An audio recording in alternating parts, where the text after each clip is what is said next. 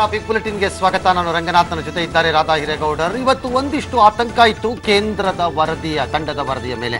ನಿರಾಳ ಇದೆ, ನೆಮ್ಮದಿ ಇದೆ, ಆದರೆ ಅದಷ್ಟೇ ಸಾಕಾ? ಅದರಿಂದಾನೇ ನಾವು ಪಾರಾಗಿದ್ದೀವಾ? ಬಚಾವ? ಇನ್ನು ಕಿರುಕುಳ ಇಲ್ವಾ?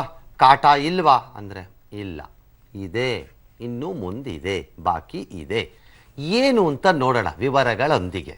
ಮೊದಲು ಟಾಪ್ ಸ್ಟೋರೀಸ್.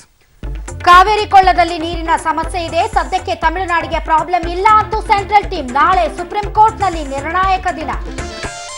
ರಾಜಕೀಯಕ್ಕೆ ತಿರುಗಿದೆ ರುದ್ರೇಶ್ ಕೊಲೆ ಪ್ರಕರಣ. ಸರ್ಕಾರದ ವಿರುದ್ಧ ಕೇಸರಿ ಪಾಳಯದ ಅಬ್ಬರ. ನಾಳೆಯಿಂದ 3 ದಿನಗಳ ಸರಣಿ ಹೋರಾಟ.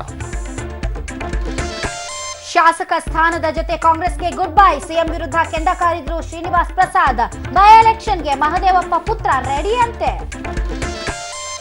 ಸ್ಟೀಲ್ ಬ್ರಿಡ್ಜ್ ಬಗ್ಗೆ ಬಜೆಟ್ನಲ್ಲೇ ಘೋಷಣೆ ಮಾಡಿದ್ವಿ. ಪರ್ಯಾಯ ಮಾರ್ಗಕ್ಕೆ ಸರ್ಕಾರದ ಪ್ಲಾನ್. ಎಲ್ಲ ಪಾರದರ್ಶಕವಾಗಿದೆ ಅಂತಾರೆ ಸಿದ್ದರಾಮಯ್ಯ.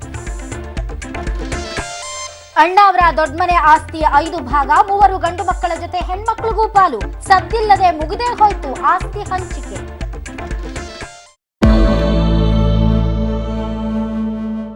ಸಿಲಿಕಾನ್ ಸಿಟಿ ಬೆಂಗಳೂರಿನಲ್ಲಿ ಹಾಡ ಹಗಲೇ ಮಚ್ಚು ಲಾಂಗುಗಳು ಝಳಪಿಸಿದವು.